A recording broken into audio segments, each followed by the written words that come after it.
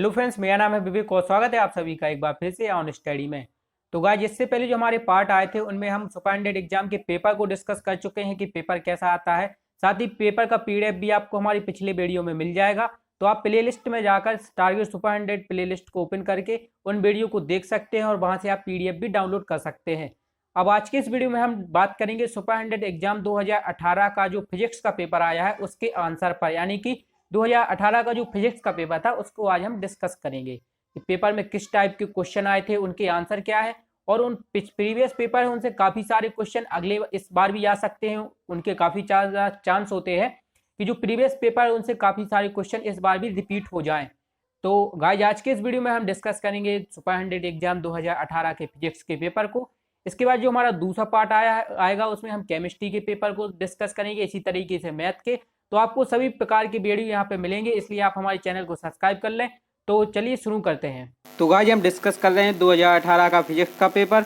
तो सबसे पहले हमें क्वेश्चन फर्स्ट में दिया गया है, नीचे दिए गए वेग समय ग्राफ से बिंदु ए तथा बी के बीच की वस्तु का त्वरण है। तो हमें इसमें त्वरण निकालना है। तो हमें पता है कि जो त्वरण होता है हमारा वेग में परिवर्तन की दर बटे समय हमारा त्वरण कहलाता है।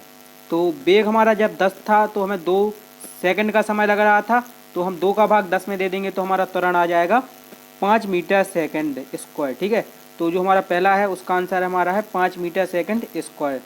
इसके बाद देखते हैं हम दूसरा क्वेश्चन। तो दूसरे क्वेश्चन में हमें दिया गया है, लंबी कूद में एक एथलीट कब अधिकतम बल का अनुभव करता है।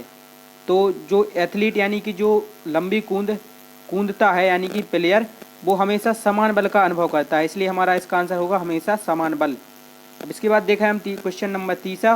क्वेश्चन तीसरा है, एक 10 किग्रा द्रव्यमान वाली वस्तु पर 2 सेकंड के लिए एक नियत बल लगाया जाता है। यदि वस्तु के वेग को 5 मीटर से बढ़ाकर 10 मीटर से कर देते हैं तो लगाया गया बल, तो जो हमारा बल होता है वो होता है हमारा द्रव्यमान इंटू त्वरण। तो सबसे पहले हम यहाँ पे त्वरण निकालेंगे। तो त्वरण होता है हमारा वस्तु में वेग में परिवर्तन की दर बटे समय। तो 11 में से हम 5 को घटाएंगे तो 6, और समय है हमारा 2 सेकंड, तो 2 का भाग दे देंगे हम 6 में तो आ जाएगा 3, और 3 का गुणा करेंगे हम 10 किग्रा के साथ, यानी तो हमारा आंसर आ जाएगा 30 न्यूटन। तो इसका तीसरे का आंसर हमारा 30 न्यूटन। गाइस, यहाँ पे मैं ओरली क्वेश्चन को समझाते जा रहा हूँ। अगर आपको कॉपी पे क्वेश्चन को समझना है तो उसके लिए मैं अलग से वीडियो बना दूंगा, आप कमेंट करके बता देना, तो मैं से भी अलग से टॉपिक को अच्छे से कवर कर दूंगा। अब इसके बाद चौथा क्वेश्चन है, यदि पृथ्वी की त्रिज्या घट जाती है जबकि द्रव्यमान नियत रहता है तो पृथ्वी सतह पर गुरुत्वीय त्वरण, तो जो पृथ्वी सतह पर गुरुत्वीय त्वरण होगा वो हमेशा घटेगा, तो इसका आंसर है हमारा घटेगा। अब इसके बाद है पांचवा क्वेश्चन, माना चंद्रमा की त्रिज्या पृथ्वी की त्रिज्या की 1/4 है तथा इसका द्रव्यमान पृथ्वी के द्रव्यमान का 1/80 है। यदि पृथ्वी पर गुरुत्वीय त्वरण g है तो चंद्रमा पर इसका मान क्या होगा। तो इसका हमारा जो आंसर होगा वो है हमारा g/5। ठीक है गाइस। अब इसके बाद हमारा क्वेश्चन है छठवां, समान संवेग वाली दो वस्तुओं के द्रव्यमान क्रमशः m और 2m है, इनकी गतिज ऊर्जाएं k1 व k2 का क्रमशः अनुपात होगा। तो इसका अनुपात होगा हमारा 1:2। ठीक है, तो इसका आंसर होगा हमारा ए वाला। अब इसके बाद सातवां क्वेश्चन, सातवें में हमें पूछा है, अनुदैर्ध्य तरंग गमन करती हैं, तो अनुदैर्ध्य तरंगें ठोस, द्रव व गैस तीनों में गमन करती हैं, इसलिए इसका आंसर हो जाएगा हमारा डी वाला। अब देखते हैं हम क्वेश्चन नंबर 8। क्वेश्चन नंबर 8 में हमें दिया गया है, एक अवतल लेंस की फोकस दूरी 20 सेंटीमीटर है, वस्तु को लेंस से कितनी दूरी पर रखें कि उसका प्रतिबिंब लेंस से 8-10 सेंटी दूरी पर बने।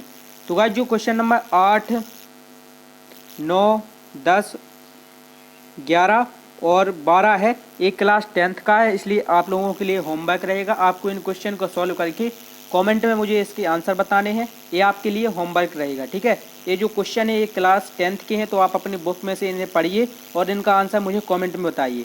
अगर आपके इनके आंसर गलत होंगे तो मैं आपको इसके सही आंसर बता दूंगा, लेकिन पहले आप इसको ट्राई करना कि आपसे इनके आंसर बनते हैं या नहीं बनते हैं। ठीक है, तो आपको अपनी क्लास 10th की बुक को फिर से उठाना पड़ेगा और इन क्वेश्चन को समझना पड़ेगा। अब इसके बाद हमारा 13 क्वेश्चन, धारावाही चालक के चारों ओर उत्पन्न चुंबकीय क्षेत्र की दिशा किस नियम से ज्ञात करते हैं। तो इसका आंसर है हमारा पहला वाला, फ्लेमिंग के बाएं हाथ का नियम। अब इसके बाद जो हमारा क्वेश्चन नंबर 14 है, विद्युत मोटर का सिद्धांत आधारित है, ये भी आपकी क्लास 10th का क्वेश्चन है, इसलिए आप इसे भी अपनी बुक में देखेंगे अब बात करेंगे हम क्वेश्चन नंबर 15 पर। तो क्वेश्चन नंबर 15 हमारा है, सौर ऊर्जा को विद्युत ऊर्जा में परिवर्तित करने के लिए निम्न में से किसका उपयोग किया जाता है। तो जो सौर ऊर्जा है उसको विद्युत ऊर्जा में बदलने के लिए सोलर सेल का उपयोग किया जाता है। तो इसका आंसर हमारा हो जाएगा डी।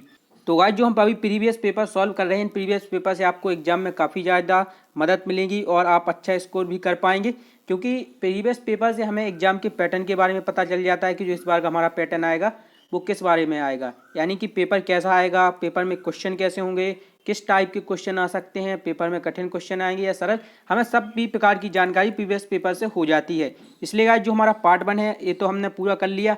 इसके बाद हम अब 2018 का जो केमिस्ट्री का पेपर है उसको भी सॉल्व करेंगे।